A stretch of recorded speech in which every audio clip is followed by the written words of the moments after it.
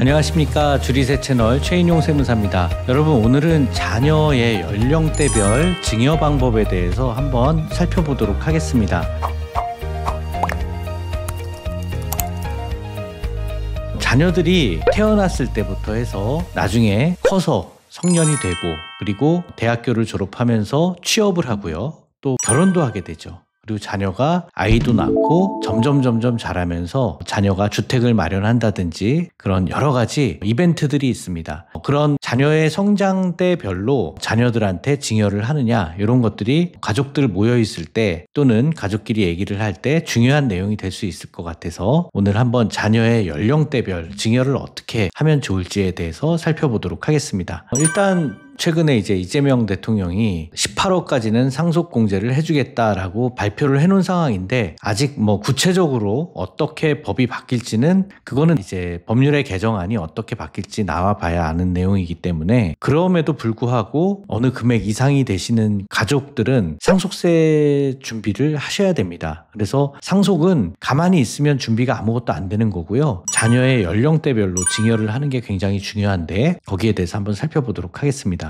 일단 자녀가 미성년자인 경우 2천만 원까지 공제가 되죠. 표를 보시면 직계 존속이 자녀입니다. 그래서 자녀가 미성년자인 경우에는 2천만 원, 그리고 성년이면 5천만 원까지 공제가 됩니다. 자, 그런데 이거는 증여받는 사람을 수증자라고 하는데요. 수증자별로 판단을 하고, 그리고 공제 한도는 10년간의 누계 한도이기 때문에 10년에 한 번 2천만 원, 미성년자일 때는 10년에 한 번 성년일 경우에는 5천만 원을 줄 수 있다는 얘기예요. 세금 없이요. 그죠? 증여 공제이니까. 그렇게 여러분들이 생각을 하셔야 되고요. 그러다 보니까 미성년자로 증여할 때 10년 내에 증여를 하는 거기 때문에, 저희가 증여 신고를 상담을 도와드리다 보면은 어떤 문제가 생기냐면, 10년 내에 증여한 재산이 있으면 기증여 재산을 확인을 해서 이걸 합산을 하는 게 좋을지, 아니면 좀 기다렸다가 10년이 지난 다음에 하는 게 좋을지, 이런 것들을 여러분들이 주의를 하셔야 됩니다. 그래서 지금 현재 시점에서 증여를 한다 그러면 10년 이내에 준 거는 2번이라고 볼 수가 있고요. 10년이 넘어간 건 1번이라고 볼 수가 있는데, 이 2번 내용은 반드시 합산해서 신고를 해야 되기 때문에 먼저 증여한 재산이 10년 내에 있는지 요거를 확인하는 절차가 여러분들이 굉장히 중요합니다. 저희가 상담해 드릴 때는 이런 내용들을 다 체크를 해서 주의를 시키는데, 요즘에 증여신고를 혼자서 하시는 분들이 계세요. 그래서 혼자서 하셔도 문제는 없지만 이런 부분을 놓쳐서 혹시나 과세가 되시는, 그러면 과세가 되면 추가적으로 2번에 대해서 신고를 안 하신 분들은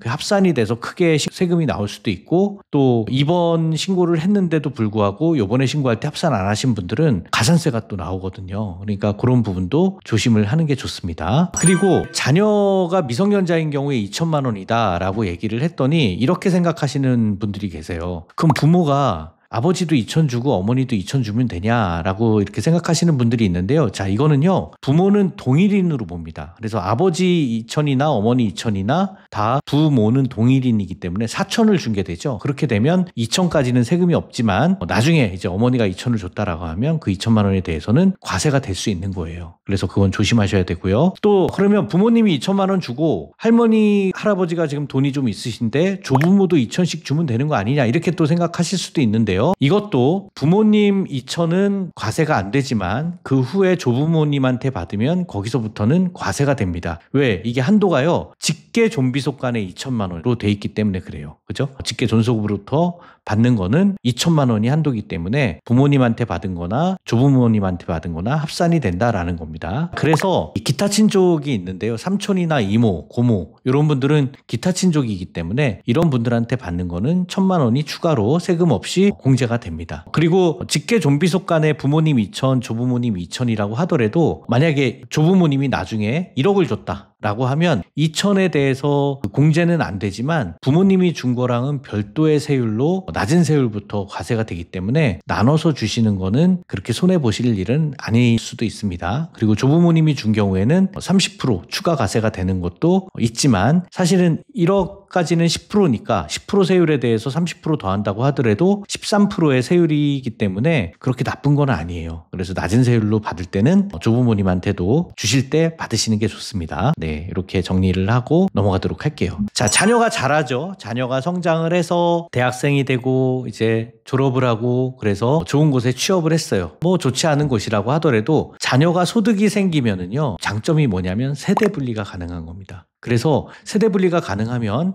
다주택인 집에서는 차후에 우리 정부가 다주택자에 대해서 집값이 많이 오르면 양도소득세를 부활한다든지 종합부동산세를 조금 더 높게 할 그럴 가능성이 있습니다. 그래서 다주택자분들이 올해 주택을 처분하시는 분들이 많은데요. 그런 경우에 다주택자분들이 주택수를 처분도 할 수 있지만 자녀한테 또 증여를 할 수도 있는 거죠. 그래서 다주택수를 줄일 수 있는 장점이 있고 또 자녀가 소득이 생기면 그 소득으로 연부연납으로 납부를 할 수 있어서 증여세 자금 마련을 할 수가 있기 때문에 비교적 높은 금액을 증여를 해주기가 용이합니다. 자, 그래서 자녀가 이제 소득이 생기면 세대 분리를 할 수 있다고 말씀을 드렸는데 참고로 말씀드리자면 세대 분리가 가능한 요건은 해당 거주자의 나이가 30세 이상이거나 아니면 배우자가 사망했거나 이혼한 경우, 그러니까 결혼을 한 경우죠. 결혼을 한 경우에는 세대 분리가 가능하다라는 거고, 마지막으로 국민기초생활보장법 기준 중위소득의 100분의 40 이상 수준이면은 가능합니다. 요거를 가지고 2025년도 판으로 보면은 현재 1인 가구 기준으로 100만 원 정도면 중위 40% 해당되는 소득이 있는 걸로 봐서 세대 분리가 가능합니다. 100만 원만 소득이 있어도 가능하다고요? 예, 그렇습니다. 세대 분리가 되고 주소를 실질적으로 따로 살면 가능한 거예요. 그러니까 근데 이게 또 주소를 옮겨 놓으면 된다고 하니까 주소만 옮기면 되는 거 아니냐 이렇게 또 생각하시는 분들이 있는데, 이때 생계를 같이 하는지 여부는 형식적인 주소의 판단이 아니라 실질적으로 판단을 합니다. 그러니까 양도세는요, 나중에 팔기 전에 다주택자분들은 주소 부분도 굉장히 조심해서 주택수 판단을 하셔야 돼요. 왜냐하면 주소지만 옮겨놔가지고 우린 세대분리 됐어요 라고 하는데 실질적으로 같이 거주를 해가지고 그게 인정이 안 되시는 분들이 꽤 많습니다. 그래서 그런 내용들 주의를 하시고, 그리고 자녀가 집을 구입할 때 또 부모님들이 도와주실 일이 생기죠. 최근에 이제 자금조달 계획서 작성이 주택을 구입할 때 의무적으로 됐는데요. 6억 이상 주택에 대해서는 거의 대부분 자금조달 계획서를 쓰기 때문에 이게 또 국토해양부에서 소명 안내 요구가 오는 게 있고, 또 세무서에서 자금조달 계획에 대해서 조사를 나오는 케이스가 있습니다. 그래서 자금조달 계획서 작성을 잘 해야 국토해양부에서 조사 안내가 안 나오고요. 세무서에서도 조사가 안 나올 수가 있기 때문에 부모님이 자녀의 집을 구입할 때 도와주시는 거에 대해서는 증여로 주든지 아니면 2억 원 이하는 빌려줄 수도 있습니다. 이자 없이 원금 상환으로만으로도 빌려줄 수가 있는데 2억 이하로 빌려주는 방법에 대해서는 기존에 설명하고 있는 그런 유튜브 자료들이 많이 있기 때문에 제가 원칙적으로 요 세 가지 정도를 안내를 드리고 넘어가도록 하겠습니다. 먼저 그 2억 이하로 빌려줄 때는요, 차용증 작성을 잘 해야 됩니다. 그래서 원금만 지급한다라는 문구로 주시고 이자는 안 주셔도 돼요. 이자는 1,000만 원 이상인 경우에만 이자를 지급하시는 게 좋은데 1,000만 원이 넘어가는 이자 금액에 대해서는 전액 다 증여한 걸로 보기 때문에 그렇습니다. 그래서 이 이자가 1,000만 원인 거를 국세청에서 적용하는 이자율이 현재 4.6%이기 때문에 이거를 역으로 환산하면 1,000만 원 나누기 4.6% 하면 약 한 2억 1,700만 원 정도가 나와요. 그래서 2억 이하의 금액에 대해서는 빌려주고 원금만 갚더라도 문제가 안 될 수 있다라는 거죠. 실제로 그런데 이 원금에 대해서는 정확하게 차용증의 상환 방법이 적혀 있어야 되고요. 차용증 작성한 대로 통장으로 원금 상환 내역을 주셔야 됩니다. 그래야지만 문제가 안 생기겠죠. 여기까지는 대부분 많이들 알고 계신데, 돈을 빌려주고 자녀가 집을 살 때 도와주는 경우가 많기 때문에 그 해당 물건에 근저당 설정이 돼 있느냐 이걸 또 확인하는 조사관님들이 간혹 있습니다. 그래서 저희가 2억 이하는 차용증과 실제 통장으로 원금 상환한 내역을 가지고 입증을 해서 조사가 나오더라도 넘어가는 경우가 많지만, 금액이 만약에 이것보다 더 크거나 또 확인을 확실하게 해놓는 게 좋겠다 하시는 분들은 자녀의 구입한 집에 대해서 근저당을 설정을 해놓는 경우도 있습니다. 요거는 분명하게 해놓으시는 게 좋은 케이스들이 있기 때문에 경우에 따라서 케이스 바이 케이스로 조금은 달라질 수가 있어요. 이를테면 부모님이 자녀의 집에 전세를 살면서 전세금을 주시는 그런 경우도 있습니다. 이게 경우에 따라서 볼 때는 그게 되느냐라고 또 생각을 할 수도 있는데요. 실질적으로 부모님이 자녀의 집에서 살고 있다면 전세금을 해당 금액으로 주는 거를 뭐 인정을 할 수도 있지만 그런 내용들을 입증할 때 전세금에 대한 권리를 설정을 해놓는다든지 이런 것들이 필요한 경우가 있어서 제가 말씀을 드립니다. 자, 주택을 그리고 증여할 때 여러분들이 주택을 증여하시는 경우도 있고 상가를 또 이렇게 증여를 해주시는 케이스들도 있을 건데, 주택을 증여할 때 최근에 주의사항은 집을 그냥 줄게, 좋아요, 줄 수도 있어요, 그죠? 근데 아파트 같은 경우에는 시가가 좀 나오지만 단독주택 같은 경우에는 시가가 안 나오는 경우가 많습니다. 그럼에도 불구하고 단독주택 같은 경우에는 10억 이상의 주택에 대해서는 감정평가를 하도록 2024년도부터 개정이 됐기 때문에 단독주택도 감정평가를 상담을 받으시는 게 좋겠어요. 왜냐하면 감정평가를 몇 개를 받아야 되는지, 또 감정평가의 시기는 언제 하는 게 좋은지, 또 가장 낮게 받아도 문제는 없는지, 뭐 이런 것들도 같이 고민을 해야 되기 때문에 그렇습니다. 그래서 주택 증여할 때 단독주택도 감정평가를 받는 게 좋고, 아파트 가격도요, 아파트 가격이 계속 올라가는 시점에서는 여러분 감정을 받는 게 유리해요. 왜냐하면 감정을 안 받고 진행을 하다 보면은 우리가 증여한 날짜에 해당하는 3개월 이내에 가장 그 유사한 가액을 쓰도록 돼 있는데, 그 비슷한 아파트지만 아파트 내에서도 평형이 좀 다를 수도 있고, 공시가액이 더 유사한 아파트가 나중에 팔렸는데 훨씬 더 비싸게 팔릴 수도 있거든요. 그런 경우에는 감정가액보다 매매사례가액으로 감정가액을 안 받으면 매매사례가액이 적용될 수가 있기 때문에 증여하실 때 굉장히 리스크에 노출이 되는 경우가 있어서 이런 경우에 대해서 말씀을 드립니다. 자녀들이 결혼하고 아이 낳을 때 혼인에 대한 증여를 1억을 해줄 수가 있고 출산에 대한 증여를 해줄 수가 있죠. 이것도 아마 많이 물어보는 질문이라서 제가 이렇게 말씀을 좀 드리는데요. 그러면 이 혼인한 부부는 양쪽 집으로부터 얼마씩 증여 금액을 받을 수 있을까요? 라고 말씀을 드리면요. 일단은 그동안 증여를 하나도 안 받았다고 하면 기본공제 5천을 받을 수 있을 겁니다. 그죠? 우리 신부나 신랑이 각각의 집으로부터 기본공제 5천만 원, 그리고 혼인공제 1억 원을 받을 수가 있겠죠. 혼인 때 안 받으면 출산공제로 받을 수가 있을 거고요. 그러면 합하면 우리 신혼부부는 3억까지 세금 없이 증여를 받을 수가 있겠죠? 예. 그런데 3억 플러스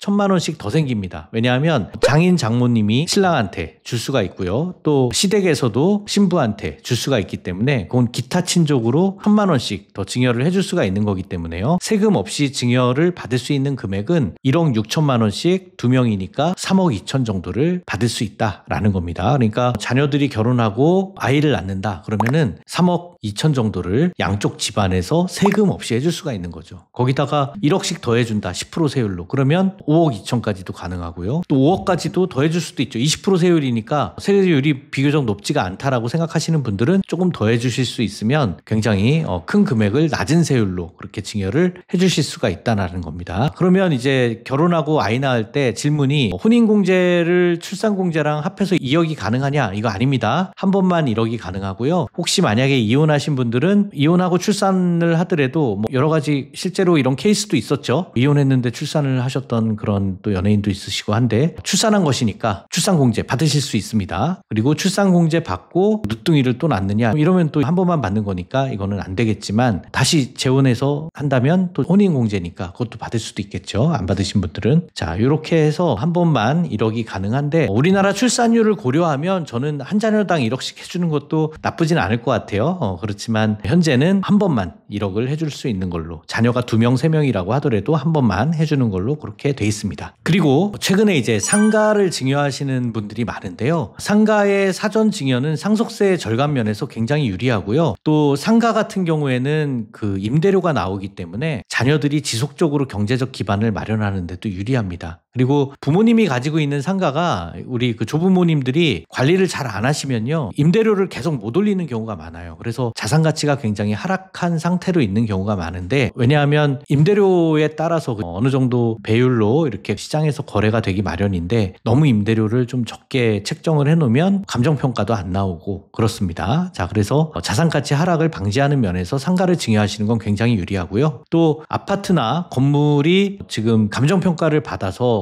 또 매매사례가액이 많이 나오기 때문에 이거는 감정평가를 받는 면에 비해서 상가 같은 경우에는 비교적 소액이 많고 10억 언더가 많기 때문에 그런 경우에는 공시가액으로 증여를 할 수가 있어서 증여세 부담 면에서도 유리하고, 그리고 상가에서 나오는 임대료로 증여세를 내면 되기 때문에 그런 여러 가지 면에서 증여세 내는 것도 유리합니다. 그래서 상가 증여로 제가 유튜브로 찍어서 올린 것도 있었지만 자녀한테 이제 상가를 증여하는 경우에 있어서도 임대료 자체가 배당 주식하고 유사한 성격이 있어서 또 소득이 없는 자녀나 결혼 안 한 자녀는 세대 분리가 안 될 수도 있잖아요. 이런 자녀들에 대해서는 세대 분리가 가능한 게 또 상가를 증여해서 세대 분리를 만들어줄 수도 있기 때문에 100만 원 이상의 소득만 있으면 주택을 마련할 수 있는 기본적인 세대 분리 요건이 만들어줄 수도 있는 거죠. 그러니까 상가 증여는 여러모로 유리하다라는 겁니다. 그리고 취득세 부담 면에서도 상가는 굉장히 유리한데요. 다주택자들이 증여를 할 때는 취득세 중과가 돼서 거의 13% 가까이 세금을 내기 때문에 굉장히 많은 금액이 취득세로 낼 수 있는 반면에 비해서 상가 같은 경우에는 이런 취득세 중과 규정 적용을 받지를 않기 때문에 소규모 상가 같은 경우에는 취득세 중과세도 안 되고 과표도 낮아서 굉장히 유리할 수가 있다라는 면에서 한번 말씀을 드립니다. 자, 여러분 오늘 그 자녀들이 태어나서부터 쭉 커서 성년이 되고 대학교 졸업을 해서 소득도 만들고 소득이 없으면 부모님들이 상가를 증여를 해서 또 만들어주고 또 결혼할 때 출산할 때 이런 자녀들의 성장 단계별로 증여를 해주는 방법에 대해서 말씀을 드렸는데요. 대부분 자녀들이 40대 50대가 넘어간 분들은 예전에는 이렇게까지 생각을 안 했던 부모님들이 많으세요. 우리 젊은 부부들은 최근에 자녀가 태어나도 어떻게 하면 유리하게 증여를 할까 이거를 지금은 많이들 상담도 오시고 여기에 대해서 많이 좀 생각이 깨 있는데 연로하신 우리 한 60대 이상 부모님들은 자녀한테 그동안 많이 안 주셨던 경우도 많이 있습니다. 그럼에도 불구하고 이제 자녀 입장에서는요, 이게 두 가지 증여를 하게 되면 우리 자녀나 부모님이나 조심을 하셔야 될 사항이 있는데요. 자녀 입장에서 뭐냐면 증여받은 물건에 대해서 지금 현재는 10년 내에 양도를 하면 당초에 부모님이 주셨던 취득가액으로 취득세를 계산하는, 그래서 양도세가 비교적 많이 나오는 2월과세가 적용될 수 있습니다. 그러니까 자녀들은 증여받은 재산을 만약에 부동산을 받았다라고 하면 2월과세가 적용이 되기 때문에 땅이나 주택이나 이런 것들은 10년 내에 팔지 않는 거를 여러분들한테 추천을 드리고요. 부모님 입장에서는 돌아가시기 10년 이내에 준 거는 상속할 때 합산과세가 됩니다. 그러니까 건강하실 때 자녀들한테 미리미리 물려주면 상속할 때 그게 상속재산에 더해지지가 않아서 절세 효과가 크지만